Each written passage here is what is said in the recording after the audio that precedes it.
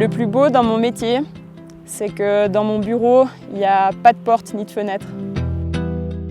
Je m'appelle Frédéric Lan, je viens de Ninda et je suis guide de montagne. Mon père est guide de montagne et quand j'étais petite, il m'emmenait souvent faire des sorties en montagne et partir à l'aventure. Il y a une course de laquelle je me souviens particulièrement, c'est quand je suis montée à la Dent Blanche avec mon père et avec mon frère. J'avais environ 15 ans, c'était une belle ascension en famille. À partir de la vingtaine, c'est là que j'ai décidé que je voudrais en faire ma profession, comme lui. Je pense que ma famille a balancé entre un sentiment de fierté et peut-être un sentiment de peur aussi. Le métier de guide de montagne, c'est presque un métier artisanal.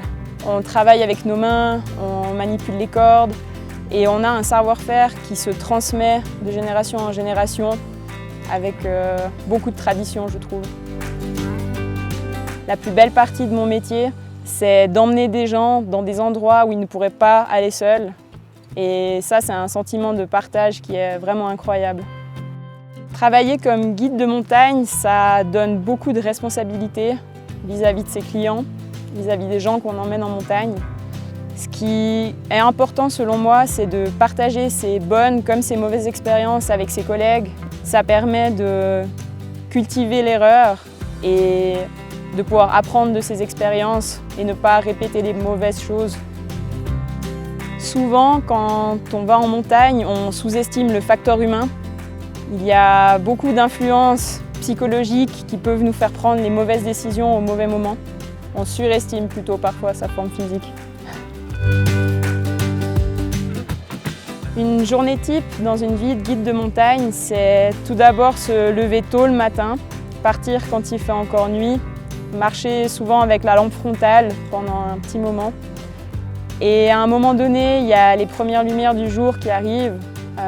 On a souvent un magnifique lever de soleil. Et puis ensuite, on continue l'approche et on finit gentiment jusqu'au sommet. Actuellement, il y a de nombreux défis dans le métier de guide de montagne. Les conditions, le terrain, les courses classiques, tout change très rapidement.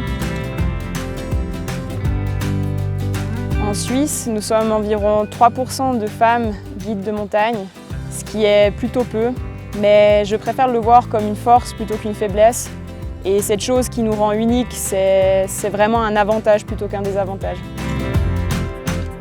Pour les jeunes qui rêvent de faire ce métier-là, le conseil que je peux leur donner, c'est de mettre toutes les chances de leur côté et de se lancer dans l'aventure et d'aller au bout de ses rêves. J'ai toujours vécu et grandi à Ninda et c'est justement sur cette commune que j'ai fait mes premiers pas en alpinisme et en montagne. Il y a beaucoup de petits sommets, peut-être peu connus, mais qui sont très adaptés pour commencer l'alpinisme. Notamment la Rosa Blanche qui est le plus haut sommet de la commune et qui permet de faire une course à la fois sur glacier avec des crampons et également de toucher un petit peu de rocher au sommet. Ce que j'aime en montagne, c'est les moments que je vis là-haut. C'est des moments de liberté incroyables qu'on n'a pas en bas en fait. La vie qu'on vit là-haut, c'est pas celle qui est en bas. Le canton du Valais, c'est un magnifique terrain de jeu pour pratiquer les sports de montagne. Et le Valais, pour moi, c'est vraiment le plus beau canton du monde.